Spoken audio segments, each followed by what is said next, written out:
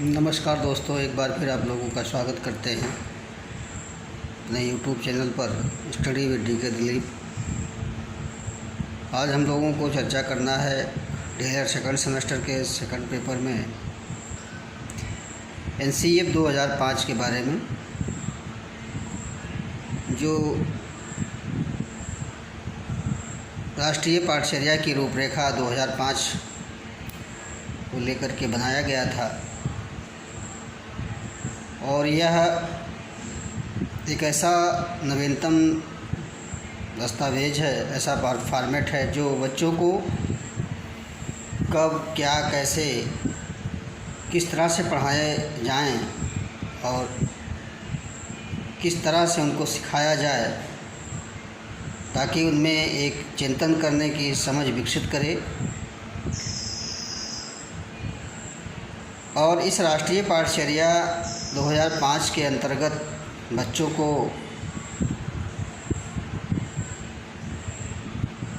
Learning without burden, या यूँ कहें कि बिना भार के अधिगम, बिना बोझ के सीखने की बात की गई थी। अर्थात कम से कम बोझ दे करके, चाहे वह पाठचर्या का हो, चाहे वह पुस्तकों का हो या बैग का हो, इन सब के आधार को लेकर के उन्हें मुक्त वातावरण प्रदान कर एक समझ आधारित विकसित या समझ आधारित ज्ञान प्रदान करने की बात की गई थी। तो हम देख रहे हैं कि NCEF 2005 आने के पहले यह अंतर्राष्ट्रीय स्तर पर भी शिक्षाविदों और वैज्ञानिकों, विषय विशेषज्ञों ने मिलकर जो है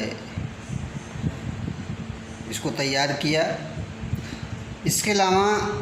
HRD मिनिस्ट्री या मानव संसाधन विकास मंत्रालय की पहल पर प्रोफेसर एस पाल की अध्यक्षता में तैयार किया गया। और सबसे मुख्य बात यह है कि यह 2005 जो पाठचर्या है, इसको रविन्द्रनाथ टैगोर के निबंध सभ्यता और प्रगति से विकसित माना गया है, जिसमें उन्होंने बताया अपने निबंध पुस्तक में कि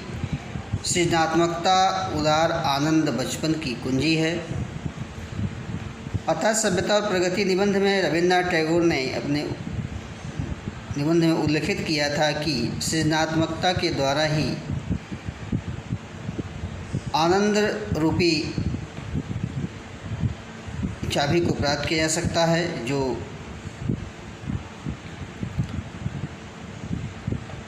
ताकि इन बच्चों को जो है क्रिएटिव बनाकर करके सीखने पर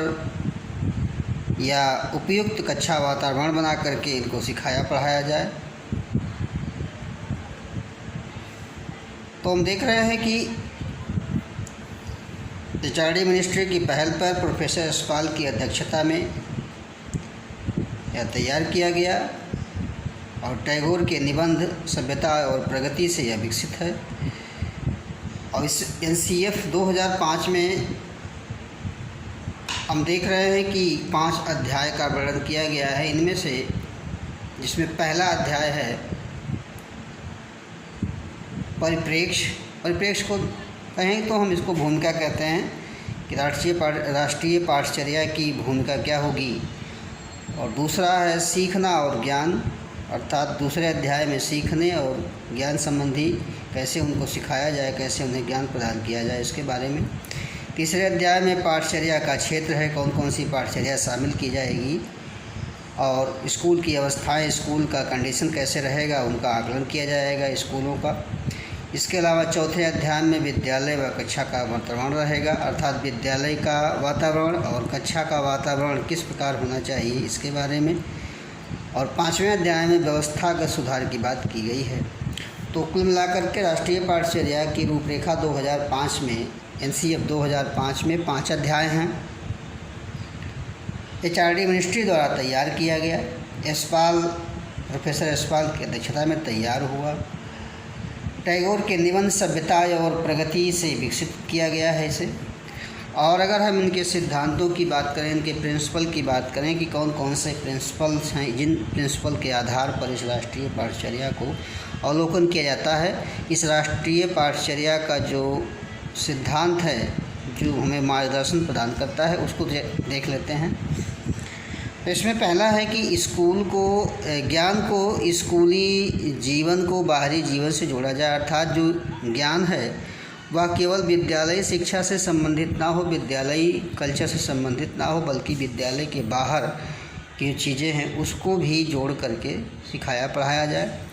दूसरा है रटंत प्रणाली से मुक्ति दिलाई जाए, अर्थात जो रटने वाली प्रवृत्ति है उसको जो है मुक्त किया जाए और कहीं न कहीं समझ आधारित, चिंतन आधारित प्रणाली को अपनाया जाए, अर्थात रिफ्लेक्टिव या यूँ कहें कि रिफ्लेक्टिव चिंतन है उसको जो है हमें इसमें करना है, रटन प्रणाली को हटाना है,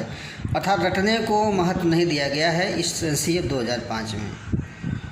और तीसरा है मार्गदर्शक सिद्धांतों में, वो है पाठचर्या पुस्तक केंद्रित ना रहे, अर्थात पुस्तकों पर आधारित केवल पाठचर्या को ना रखा जाए, बल्कि जो पाठचर्या हो वो पुस्तकों के अलावा भी और भी चीज़ों को करके सिखाया जाए, उन्हें बताया जाए। कक्षा कक्ष को गतिविधियों से जोड़ा जाए, अर्थात जो कक्षा कक्ष का वातावरण हो वो एक्टिविटी बेस किया जाए, अन्य गतिविधियों को भी इसमें रखा जाए और इसे लचीला बनाया जाए। लचीला बनाने का तात्पर्य है कि जब कक्षा कक्ष को जो गतिविधियां हैं वो एक्टिविटी बेस रहेंगी तो लचीला बनाना ज़रूरी है, क्योंकि लचीला अगर नहीं बनाया जाता है तो उसमें जो है फिर कमियां आने लगती हैं और उसमें सुधार करने की संभावनाएं कम हो जाती हैं। अगर किसी भी व्यवस्था में लचीलापन नहीं है तो व्यवस्था धीरे धीरे टूटने लगती है। इस तरह से कक्षा कक्ष का जो गतिविधि है, जो कक्षा कक्ष की वातावरण है, उसको भी लचीला बनाने की बात की गई है। और पांचवा है कि राष्ट्रीय मूल्यों के प्रति आस्थावान विद्यार्थी तैयार किया जाए, अर्थात कहने का मतलब ये है कि जो राष्ट्रीय मूल्य हैं, चाहे वह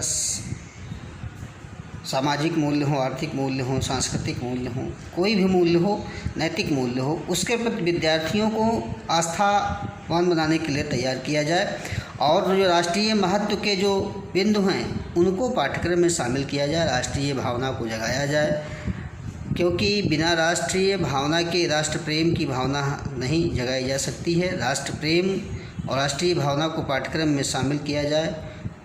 राष्ट्र से जुड़े हुए कहानियों, राष्ट्रीय प्रेरकों, राष्ट्रीय व्यक्तित्वों को जो है इनको शामिल किया जाए। तो इस प्रकार हम देख रहे हैं कि इस मार्गदर्शी सिद्धांत में ज्ञान को स्कूली जीवन के अलावा जो है बाहरी जीवन से भी जोड़ने की बात की गई। रटंत प्रणाली या रटने वाली जो प्रक्रिया शुरू से चली आ रही थी उसको हटाए जाने की बात की गई। पाठ्य पुस्तक केंद्रित आधारित केवल पाठचर्या ना हो बल्कि अन्य चीज़ों को भी इसमें शामिल किया जाए। कक्षा कक्ष की गतिविधियाँ जो है एक्टिविटी बेस्ड हों जो और लचीली हों। राष्ट्रीय मूल्य की अवधारणा बनाई जाए ताकि बच्चे जो है राष्ट्रीय महत्व के बिंदुओं को जो है पढ़ें, समझें और एक राष्ट्रीय एकता के लिए, उसकी सद्भावना के लिए, उसके वसुधैव कुटुंबकम की भावना के लिए तैयार किया जाए। इसके बाद अगर हम देखें कि इसके जो ये प्रमुख सूत्र है जो परीक्षाओं में आता है कि एनसीएफ 2005 का प्रमुख सूत्र क्या है, तो बिना भार के अधिगम, ये हमें देखने को मिल रहा है। लर्निंग विदाउट बर्डन, तो एनसीएफ का ये प्रमुख सूत्र है। अगर हम अब सिद्धांतों के संबंध में इसके कुछ फैक्ट अगर देखें, कुछ महत्वपूर्ण फैक्ट देखें, कुछ महत्वपूर्ण तथ्य क्या है, तो हम देख रहे हैं कि एनसीएफ 2005 का मुख्य उद्देश्य जीवन एवं ज्ञान के बीच की दूरी को कम करना था और इस प्रक्रिया में बच्चों को विद्यालय जीवन को बाहरी जीवन से जोड़े जाने की बात की गई। तो एनसीएफ 2005 का जो मुख्य उद्देश्य है वह जीवन और ज्ञान अर्थात जो लाइफ है और जो हमारा नॉलेज है उसके बीच की जो दूरी है उसको कम करने की बात की गई। अर्थात जीवन के वास्तविक मूल्यों को, वास्तविक तथ्यों को पहचानने की बात कराई जा रही है, ताकि बच्चा अपने लाइफ को सुधार सके। केवल जानने के लिए ही शिक्षा प्रदान नहीं की जानी चाहिए, बल्कि जीवन जीने के लिए शिक्षा प्रदान करने की बात की जा रही है। और इसके लिए विद्यालय में केवल विद्यालयी ज्ञान से ही मतलब नहीं है, बल्कि उसको बाहर के ज्ञान से भी मतलब रखा जाए, बाहरी जीवन से भी उसे जोड़ा जाए। और दूसरा है NCF 2005 को प्राथमिक शिक्षा में लागू किया गया, अर्थात 2005 जो पाठचर्या थी वो प्राथमिक शिक्षा में लागू की गई। अगला है शिक्षण अधिगम प्रक्रिया जो थी वो बाल केंद्रित हो। बार बार कहा जा रहा है कि अधिगम प्रक्रिया जो होती है वो बाल केंद्रित कराई जाए, तो NCF 2005 में भी कहा गया। और ऐसा कहा गया कि जो विषय सामग्री हो वह ऐसा उपयोग किया जाए, ऐसे विषय सामग्री का उपयोग किया जाए जो बच्चों के प्रभावशाली व्यक्तित्व का निर्माण करे। तो कहने का मतलब ये है कि इफ़ेक्टिव पर्सनालिटी या जो बच्चे हैं उनको ऐसी शिक्षा प्रदान की जाए ताकि उनका जो व्यक्तित्व हो प्रभावशाली बने। वह बालक को ध्यान में रख करके, बालक के रुचियों अभिरुचियों को ध्यान में रख करके शिक्षण अधिगम प्रक्रिया कराई जाए, शिक्षण कराया जाए और ऐसे सामग्रियों का डेवलपमेंट किया जाए, ऐसे सामग्रियों को पाठचर्या में शामिल किया जाए। अगला है NCF 2005 का निर्माण NCERT द्वारा किया गया एवं उसको पूर्ण करने का कार्य निदेशक प्रोफेसर कृष्ण कुमार की अगुवाई में हुआ। तो NCF 2005 का जो निर्माण हुआ वो NCERT द्वारा किया गया और इसको पूरा करने का जो कार्य किया वह डायरेक्टर प्रोफेसर कृष्ण कुमार के नेतृत्व में हुआ। इसका प्रमुख लक्ष्य आत्मज्ञान अर्थात विद्यार्थियों को अलग अलग अनुभवों का अवसर देकर उन्हें स्वयं ज्ञान की प्राप्ति करने की बात की गई। आत्मज्ञान का तात्पर्य होता है सेल्फ रियलाइजेशन, अर्थात जो स्वयं से अनुभव से प्राप्त ज्ञान हो वही क्या है, आत्मज्ञान है। और यह कहा गया NCF 2005 में कि विद्यार्थियों को अपने आत्मज्ञान के आधार पर, अपने अनुभवों के आधार पर उन्हें अवसर दिए जाएं, उन्हें अनुभवों के अवसर दिए जाएं, उन्हें करके सीखने पर बल दिए जाएं, उन्हें बताया जाए कि आप स्वयं इसको कर सकते हैं, आप करेंगे और इस करके सीखने पर ही आत्मज्ञान की प्राप्ति हो सकती है। जब तक आत्म अनुभव नहीं करेगा बच्चा तब तक उसे आत्म अनुभव और आत्मज्ञान नहीं प्राप्त हो सकता है। तो इस प्रोफेसर कृष्ण कुमार की अगुवाई में इसका जो लक्ष्य क्या किया गया, आत्मज्ञान की प्राप्ति करने की बात की गई, अर्थात अपने स्वयं से जानने की बात की गई, अपने अनुभवों से, अपने सेल्फ रियलाइजेशन से। अगला है कि हर विद्यार्थी को अपनी क्षमता व कौशल आधारित, अर्थात अपनी क्षमता मतलब अपनी कैपेसिटी स्किल के आधार पर, यानी अर्थात कहने का मतलब हर बच्चे की अपनी अपनी कैपेसिटी होती है, स्किल्स होते हैं जो हर बच्चे में अलग अलग दिखाई देते हैं और उस अलग अलग कैपेसिटी कौशल या स्किल आधारित बच्चे को स्किल आधारित ज्ञान प्रदान किए जाएं और उन्हें तर्कपूर्ण मौलिक विचार प्रस्तुत करने दिया जाए। कहने का मतलब यह है कि जो भी उनके अंदर कौशल है, जो भी उनके अंतर्गत कुशलता है, उनकी जो अपनी अपनी क्षमता है उनके आधार पर उन्हें व्यक्त करने का मौका दिया जाए, उन्हें अवसर दिया जाए ताकि वह अपनी कौशल क्षमता को विकसित कर सकें, दिखा सकें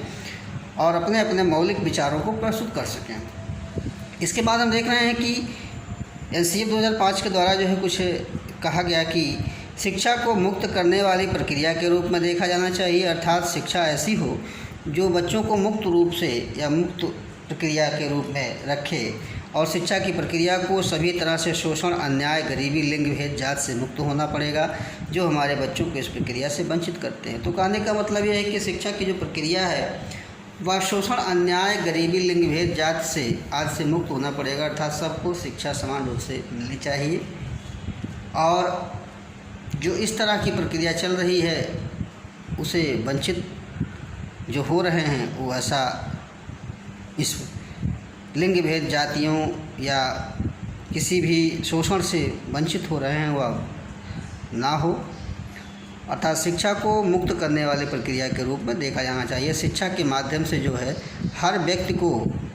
हर शोषण से बचाया जाए। अब अगर हम इसकी विशेषताओं को देखें कि इसकी क्या क्या विशेषताएं थीं, तो हम देख रहे हैं कि इसकी विशेषताओं में पहला है कि NCF 2005 के अनुसार प्राथमिक स्तर पर भाषा का माध्यम मातृभाषा होनी चाहिए, अर्थात मातृभाषा की बात जो है चल रही है। अभी भी जो नेशनल एजुकेशन पॉलिसी 2020 आई या 2020 जो राष्ट्रीय शिक्षा नीति पारित हुआ है, उसमें भी मातृभाषा की बात की जा रही है और मातृभाषा में ही जो है बेसिक और प्री प्राइमरी जो एजुकेशन है वो बच्चों को दिए जाने की बात की गई है। तो एनसीएफ 2005 में भी कहा गया कि प्राथमिक स्तर पर या जो उच्च प्राथमिक स्तर हैं सब में जो है माध्यम जो है मातृभाषा में होनी चाहिए। अगर शिक्षण सूत्रों को देखें, अगला पॉइंट विशेषता में है, तो कह रहा है कि ज्ञात से अज्ञात की ओर शिक्षण सूत्र लागू किया जाए, मूर्त से अमूर्त की ओर का प्रयोग किया जाए। तो इस प्रकार देख रहे हैं कि ज्ञात से अज्ञात के अर्थात बच्चों को जो चीज़ें ज्ञात हैं उसके आधार पर उन्हें या पूर्व ज्ञान के आधार पर उन्हें नए ज्ञान की प्राप्ति कराई जाए और अज्ञान या अज्ञात चीज़ों को बताया जाए। मूर्त से अमूर्त की ओर की बात करें तो जो मूर्त वस्तुएं दिख रही हैं पहले उनका ज्ञान हो उन्हें, फिर उसके बाद हम उसे अमूर्त की ओर चिंतन करने के लिए प्रेरित करेंगे। इसके अलावा सूचना को ज्ञान मानने से बचा जाए, अर्थात सूचना या इन्फॉर्मेशन केवल ज्ञान नहीं है बल्कि चिंतन स्तर पर, समझ स्तर पर या समझ आधारित ज्ञान कराने की बात की गई है। अर्थात कहने का मतलब यह है कि सूचना ही केवल ज्ञान नहीं है, सूचना को ज्ञान मानने से बचा जाए बल्कि चिंतन और बोध स्तर पर या बोध या समझ स्तर पर इन्हें ज्ञान प्रदान किया जाए।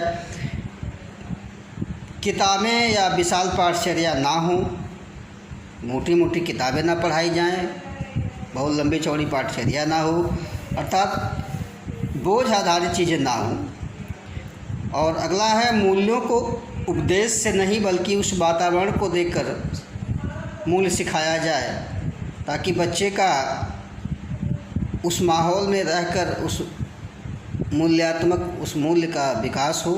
अर्थात कहने का मतलब ये है कि घर का वातावरण कैसा है, परिवार में माता पिता कैसे रहन सहन रखते हैं, उनकी बोली भाषा कैसी है, उनका खान पान कैसा है, ऐसे वातावरण का निर्माण किया जाए ताकि बच्चे को एक सुसंस्कृत मूल्य या एक नैतिक बालक के रूप में तैयार किया जाए।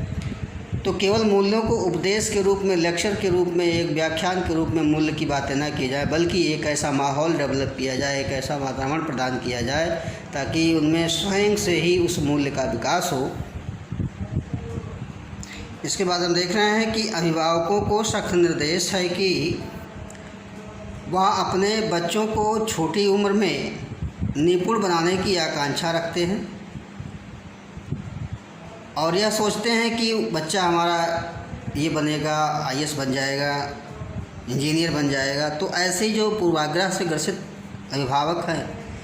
वह यह कतई न करें। उन्हें निर्देशित किया गया है राष्ट्रीय पाठचर्या 2005 में,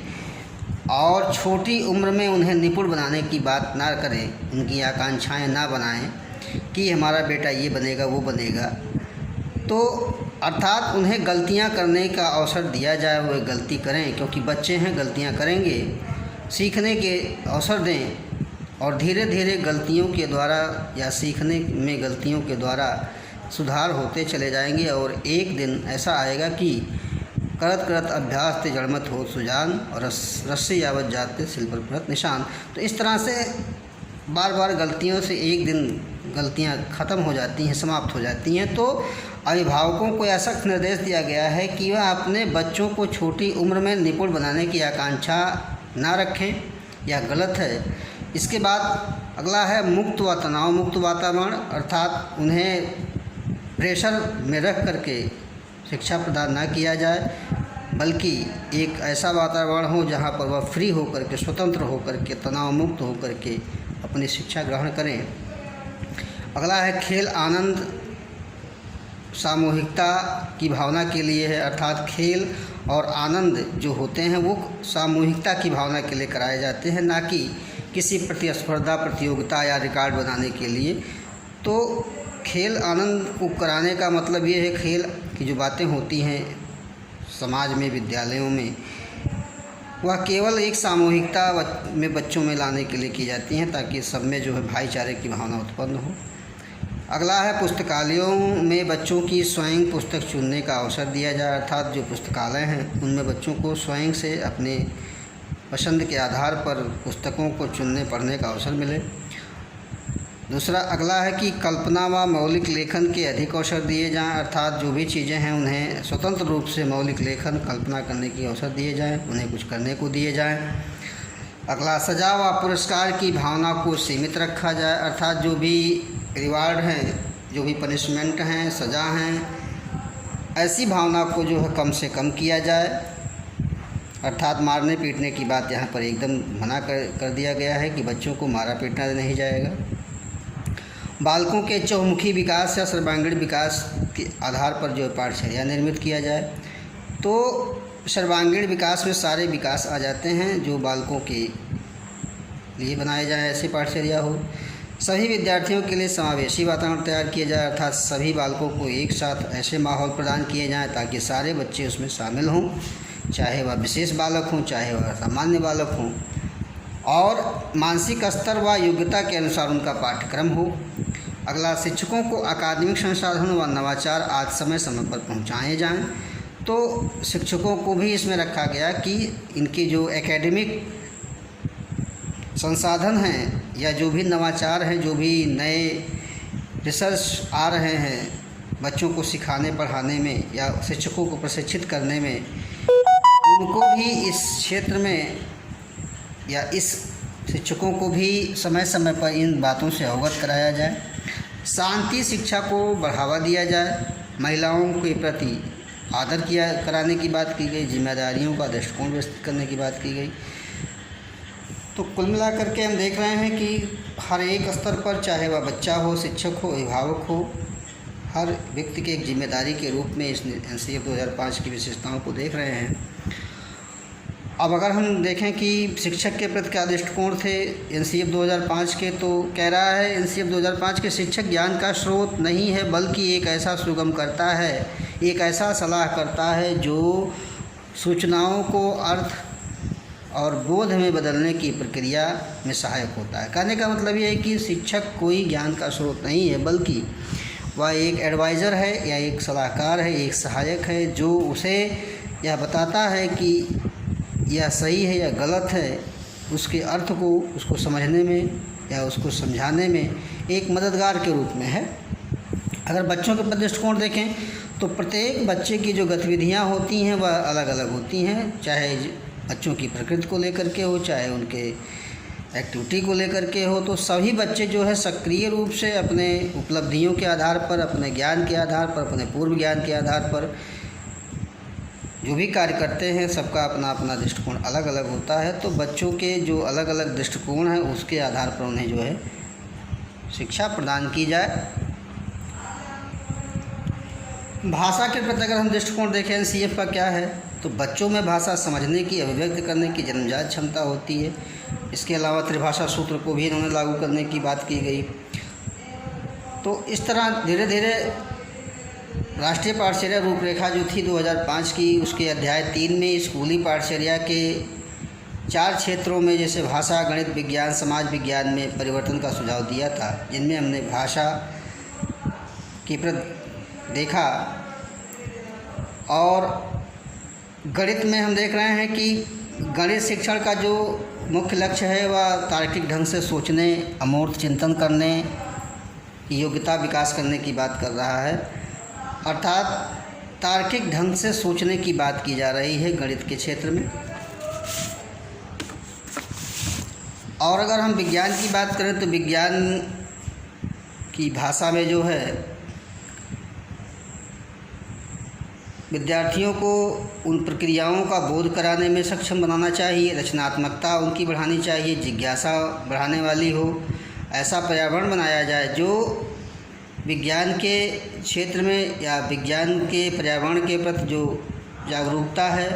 वह संपूर्ण जो है पाठचर्या में शामिल किया जाए। सामाजिक विज्ञान की बात अगर करें, सामाजिक विज्ञान के विषय में राष्ट्रीय पाठचर्या के क्या जो है दृष्टिकोण है, तो उसमें हम देख रहे हैं कि अवधारणात्मक समझ पर ध्यान देने की ज़रूरत की बात कर रहे हैं एनसीएफ में, एनसीएफ 2005 में। और जो कहते हैं कि बच्चों के जो सामने परीक्षा है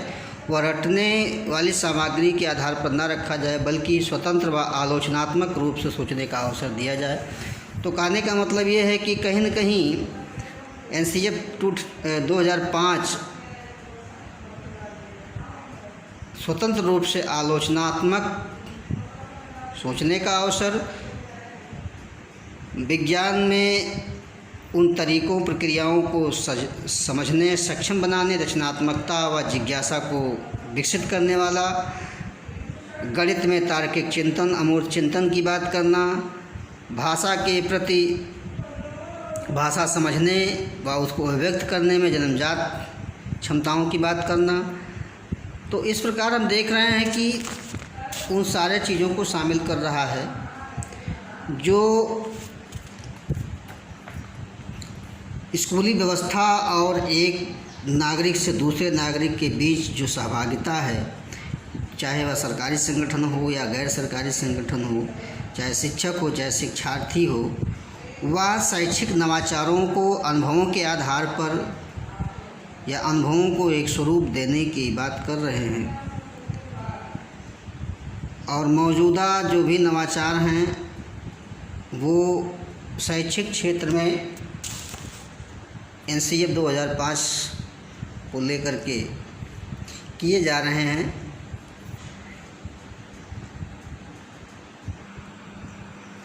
तो इस प्रकार हमने देखा कि NCF 2005 में बालकों को किस तरह, कैसे, कब क्या पढ़ाया जाए, इसके बारे में हमने चर्चा किया, जिनमें हमने देखा कि